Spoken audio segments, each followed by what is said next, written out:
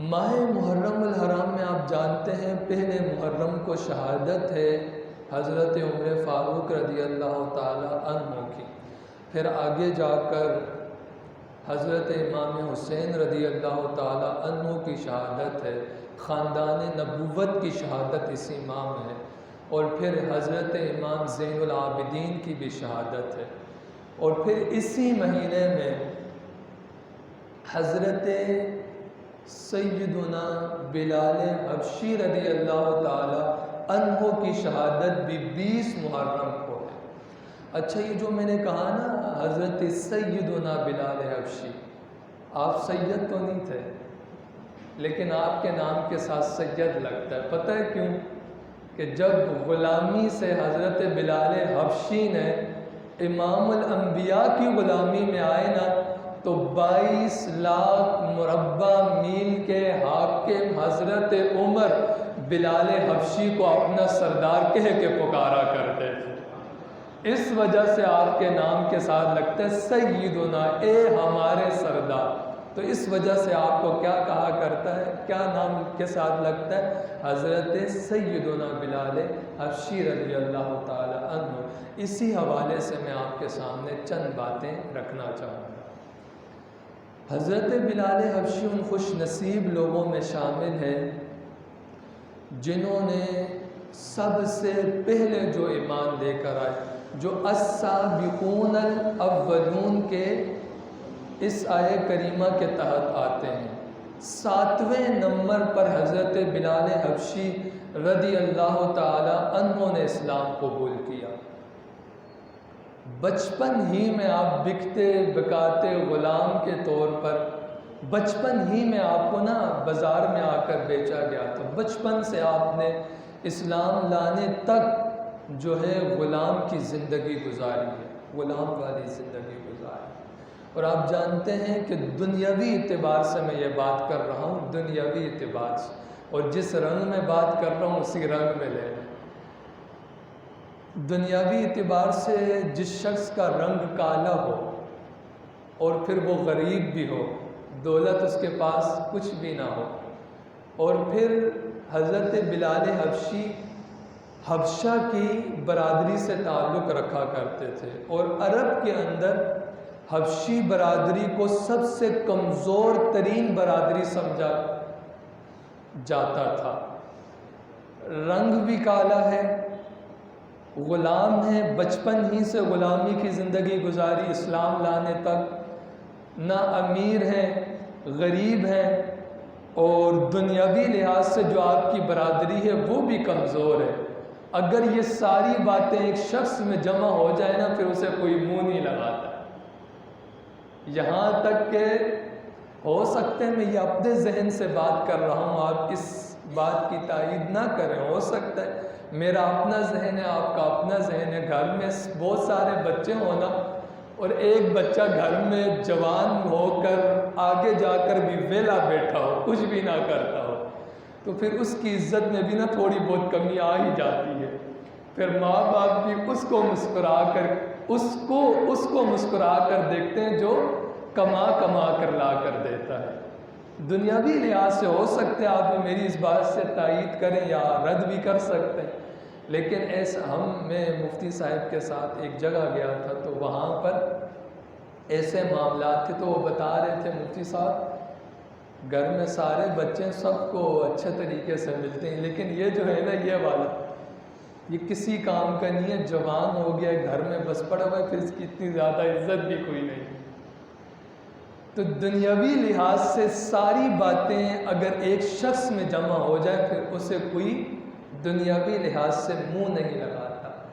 حضرت بلال حبشی رضی اللہ تعالی عنہ بکتے بکاتے عبداللہ بن جدان کے پاس آئے، یہ آپ کے پہلے آقا تھے اور آپ ان کی غلامی میں تھے۔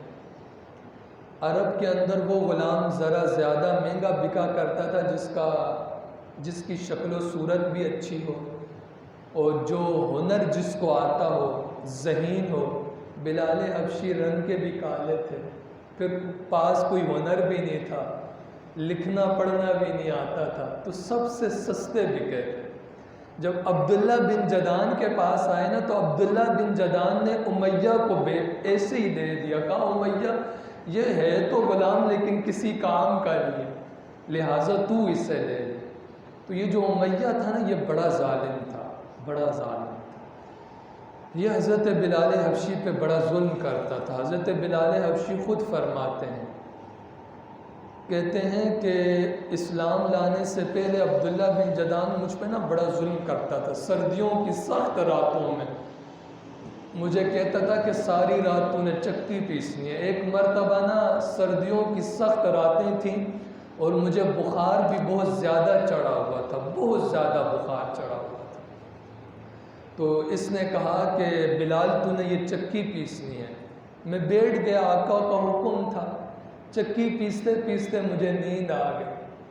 تو رات کے پچھلے پہر یہ امیہ آیا، مجھے مار مار کے اٹھایا، کہا تجھے میں نے چکی پیسنے کے لیے لگایا تھا، تو یہاں آرام سے سو رہا ہے، آقا کے حکم کی خلاف ورزی کرتا ہے، تو سو رہا ہے۔ تو پھر بلال حبشی کہتے ہیں کہ مجھے سخت بخار تھا اور سردیوں کی سخت راتوں میں امیہ نے مجھے کھلے آسمان کے نیچے کھڑا کیا اور میرے جسم پہ جو لباس تھا، جو قمیص تھی، اس کو اتارا اور کہا اب تیری یہ سزا ہے کہ تو نے ننگے جسم سے قمیض اتار لی، کہا اب تو یہاں کھڑے ہو کر تو رات ساری چکی پیسے گا۔ کہتے ہیں کہ اسلام لانے سے پہلے یہ مجھ پر اتنا ظلم کرتا تھا، لیکن جب بلال حبشی نے اسلام قبول کیا، پھر حضرت بلال حبشی کہتے ہیں پھر اس نے مجھ پر وہ ظلم کے پہاڑ توڑے۔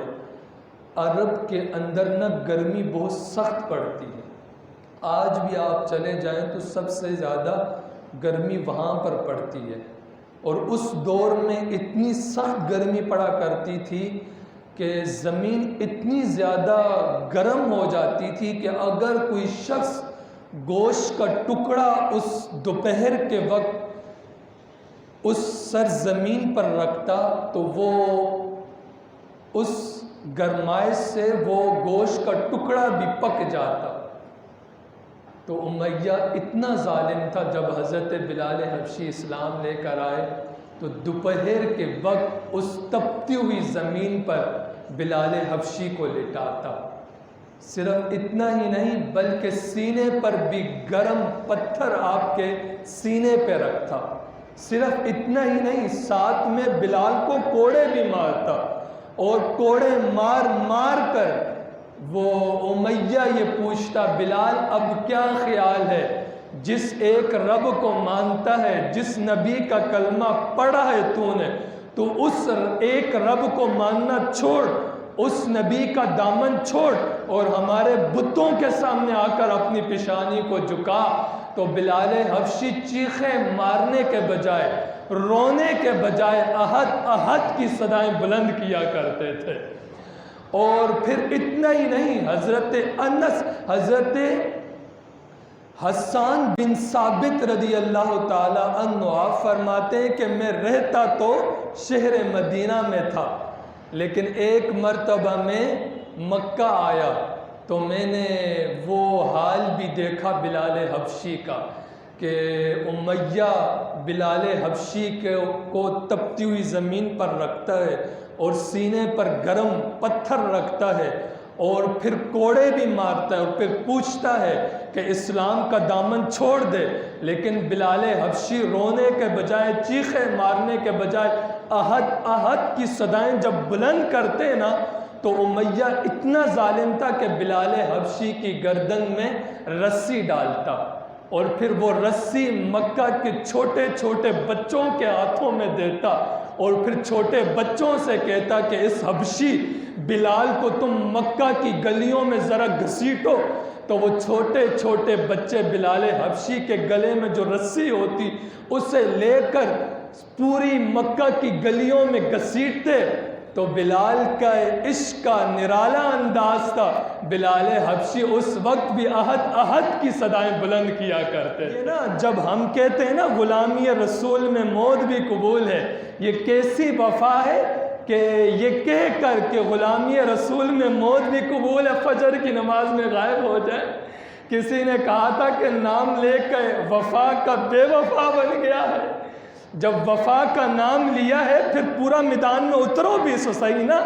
جس نبی کے نعرے میں تم یہ کہتے ہو کہ غلامی رسول میں موت بھی قبول ہے، اسی نبی نے یہ فرمایا میرے امتی جب تو نماز پڑھتا ہے نا اپنی پیشانی کو سجدے میں رکھتا ہے تو مجھ محمد کی آنکھوں کو ٹھنڈک پہنچ رہی ہوتی ہے صلی اللہ. یہ نام لے کے وفا کا بے وفا بن گیا ہے. ایسا تو نہیں ہوتا نا، لیکن بلال حبشی نے عشق رسول کا دعویٰ کیا تھا.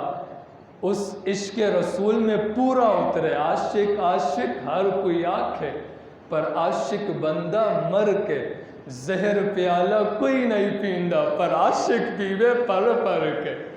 ذکر آقا سے سینہ سجا ہے، یہ عشق ہے کوئی تماشا نہیں ہے. ہم نے سو اسے تماشا بنا لیا. بلال حبشی مکہ کی سرزمین پر، تپتی ہوئی سرزمین پر احد احد کی صدائیں بلند کرتے تھے. کسی نے کہا تھا کہ جیویں جیویں مار پیندی او بلال ہسدا سی، اچھی بول کے احد احد پکاردا سی. لایا ٹل کافراں بہت اپنا، کافر مار مار کے ہار جاندے او بلال ہار نہ ماندا سی. پھل کنڈیاں وچ بھی ٹیکدا سی، جند جان محمد تم واردہ سی. ہاں دامن رسول نہیں چھوڑتے تھے. جب عشق رسول کا دعویٰ کیا ہے نا پھر اس میں پورا پورا اترنا بھی پڑتا ہے. پھر آنے والی مصیبتوں کو اور موت کے سامنے اپنا سینے سے کپڑا نکال کر چھاتی دکھا کر کھڑا ہونا پڑتا ہے. جے کر یار دے نام دا تانا ملے، جولی وچ پالیں تھلے سٹیے نا. تے جے کر یار دے نام دی ملے سولی، گلے وچ پالیں پیچھے ہٹیے نا. پھر یہ کرنا پڑتا ہے. بلال حبشی نے عشق رسول کا دعویٰ کیا، پورا پورا اترے. جب اس انداز سے بلال حبشی پر آزمائشوں کے پہاڑ توڑے تو ایک دن وہ بھی آیا کہ جب صدیق اکبر امیہ کی غلامی سے بلال حبشی کو آزاد کرنے کے لیے آتے ہیں. اور صدیق اکبر کہتے ہیں امیہ میں بلال کو خریدنے آیا ہوں. کیا مانگتا ہے؟ بلال کے لیے کیا مانگتا ہے؟ میں خریدنے آیا ہوں. تو امیہ نے نا پہلے کہا کہ دل میں یہ سوچا اس کو تو کچھ آتا نہیں ہے، تو زیادہ مہنگا بتاؤں گا تو صدیق چھوڑ کے چلے جائیں گے. تو امیہ نے کہا اے ابو بکر صدیق، یہ جو غلام ہے نا بلال، آپ اس کو خریدنے آئے ہیں؟ کہا ہاں میں خریدنے آیا. کہا کتنے کا؟ تو امیہ کہنے لگا 200 درہم کا. صدیق اکبر نے نکالے اس کے سامنے رکھے. دل میں چور تھا. کہنے لگا نہیں نہیں صدیق، اگر آپ بلال کو لینا چاہتے ہیں نا تو جو آپ کے پاس غلام ہے نا پڑھا لکھا اور جو سب سے اچھا ہے، شکل و صورت میں بھی اچھا ہے، وہ مجھے دیں پھر میں آپ کو دوں گا. صدیق اکبر نے کہا میں نے اپنا تجھے وہ پڑھا لکھا غلام بھی دے دیا. دل میں چور تھا امیہ کے. امیہ کہنے لگا نہیں نہیں صدیق، کچھ سونا مانگا. کہا اتنا سونا مجھے دیں گے تو میں تب آپ کو دوں گا. تو صدیق اکبر نے کہا امیہ اپنی باتوں کو بدل لی، تو جھوٹ بول رہا ہے، اگر بیچنا چاہتا ہے تو بتا. تو امیہ کہنے لگا نہیں نہیں آپ مجھے 200 درہم دے دیں، اپنا غلام بھی دے دیں، اور جتنا اس نے سونا مانگا یہ سونا دے دے تو میں دے دیتا ہوں. صدیق اکبر نے 200 درہم بھی دیے، اپنا اعلیٰ نسل کا غلام بھی دیا، جتنا سونا مانگا وہ سب سونا بھی دیا. تو امیہ نے دے دیا. صدیق اکبر نے بلال حبشی کا ہاتھ پکڑا، لے کر جانے لگے نا. امیہ پیچھے سے کہنے لگا ابو بکر میں نے تو سمجھا تھا آپ سب سے ذہین تاجر ہیں، اور یہ میں نے سن بھی رکھا تھا آپ سب سے بڑے اور ذہین تاجر ہیں. اور ابو بکر تاجر نفع کا سودا کرتے ہیں، نقصان والا سودا نہیں کرتے. تو ابو بکر کہنے لگے میں نفع والا سودا کر رہا ہوں، نقصان والا تو نہیں کر رہا. تو امیہ کہنے لگا یہ غلام بڑا سستا تھا، آج آپ نے نقصان والا سودا کر لیا، یہ نقصان آپ اٹھا رہے ہیں، یہ فائدے والا نفع نہیں ہے. تو صدیق اکبر نے نا بلال حبشی کا ہاتھ پکڑا اور کہا امیہ تو نے ابھی محمد عربی کا کلمہ نہیں پڑھا، سن اس بلال، اس کالے رنگ کے بلال کی تیری نظروں میں قیمت کوئی نہیں ہے، پر میری نظروں میں بڑی قیمت ہے، پتہ ہے کیوں؟ کہا امیہ اس بلال کو میں نے نہیں پسند کیا، نبیوں کے امام محمد مصطفیٰ نے پسند کیا ہے، ہاں میں اس لیے اسے خرید کے جا رہا ہوں۔ اور سنیے، جب بلال حبشی کو خریدا نا اور جب حضور کی بارگاہ میں لے کر آئے تو حضور نا تشریف فرما تھے، جب بلال کو دیکھا نا کھڑے ہو گئے اور آگے آ کے استقبال کیا، اور بلال کو جسے کالے رنگ کا حبشی غلام تھا جسے کوئی پوچھتا نہیں تھا، امام الانبیاء نے اسے اپنے سینے کے ساتھ لگایا۔ اور اس بلال، عرب کے اندر غلام کی یہ حیثیت تھی، اگر غلام آقا کے پوچھنے کے بغیر آقا کی جوتیوں کو صرف ہاتھ لگا لیتا تو آقا اپنے غلام کو مارا کرتا تھا۔ امام الانبیاء نے اس غلام کو سینے کے ساتھ لگایا اور اس غلام کا ماتھا اپنے ہونٹوں سے چوما، اور حضور رو کر فرمانے لگے اے صدیق تو بلال کو خرید آیا ہے؟ تو صدیق اکبر کہنے لگے جی جی حضور خرید آیا ہوں۔ تو حضور رو کر فرمانے لگے صدیق کاش کہ بلال کو خریدنے کے لیے کچھ پیسے تو نے مجھ محمد سے بھی لیے ہوتے، مجھ محمد سے بھی پیسے لے لیتا صلی اللہ۔ پھر نہ اس غلام کے دن پھرتے ہیں۔ دیکھیں یہ جو کافر تھے نا، کافر، یہ اسلام کیوں نہیں لے کر آئے؟ یہ بڑے بڑے سردار اسلام کیوں نہیں لے کر آئے؟ نبی کریم صلی اللہ علیہ وسلم کا کلمہ کیوں نہیں پڑھا؟ سورہ انعام اس کی آیہ نمبر 51 ہے، وَلَا تَطْرُدِ الَّذِينَ يَدْعُونَ رَبَّهُمْ۔ سورہ انعام آیت نمبر 51، اس کا شان نزول آپ کو بتا رہا ہوں۔ یہ کافروں کے نا بڑے بڑے سردار ابو جہل اور اخنس بن شریح اور ولید بن مغیرہ، یہ بڑے بڑے سردار نا نبی کریم صلی اللہ علیہ وسلم کے پاس آئے۔ تو حضور کے پاس نا یہ غریب صحابہ بیٹھے تھے اور سامنے نا حضرت بلال بھی بیٹھے تھے۔ تو یہ سردار آئے حضور کے پاس اور آ کر کہنے لگے اے محمد صلی اللہ، اے محمد ہم آپ کی بات سنتے ہیں، آپ جو کہہ رہے ہیں ہم سنتے ہیں، سننے کے لیے تیار ہیں، لیکن یہ جو جس صف میں یہ جو غریب بیٹھے ہیں نا، یہ جو بلال غریب بیٹھا ہے، اسے ذرا آپ اپنے سے دور کریں نا تو ہم آپ کی بات آ کر بیٹھتے ہیں، ہم آپ کی بات سنتے ہیں۔ ان غریبوں کے ساتھ ہم نہیں بیٹھیں گے، انہیں اٹھائیں اور ہمارے لیے الگ جگہ بنائیں، ہم آپ کی بات سننے کے لیے تیار ہیں۔ جب ان سرداروں نے آ کر یہ بات کی نا تو رب نے قرآن مجید کی آیات نازل کی۔ عاشق نے ان آیات کا ترجمہ اس انداز سے کیا، رب نے فرمایا محبوب تیرے پاس عرب کے یہ سردار آ کر کہتے ہیں کہ محبوب ہم آپ کی بات سنتے ہیں، بلال کو ذرا دور ہٹائے نا، تو عاشق کہتا ہے محبوب، رب فرماتا ہے محبوب یہ سردار آتے ہیں آئیں، نہیں آتے نہ آئیں، بلال آپ کے قریب لگ کر بیٹھے گا، بلال آپ سے دور نہیں ہٹے گا۔ محبوب جس نے آپ کا کلمہ پڑھنا ہے نا تو بلال جس صف میں بیٹھے اس صف میں انہیں بیٹھنا پڑے گا۔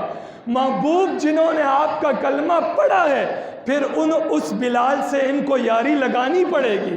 اگر یہ پڑھنا چاہتے ہیں تو ٹھیک ہے، بلال سے یاری لگانا چاہتے ہیں تو ٹھیک ہے، نہیں ہے تو آپ بلال کو اپنے قریب لگا کر بیٹھیں، انہیں کہو بھائی اپنا کام جا کر کام کرو۔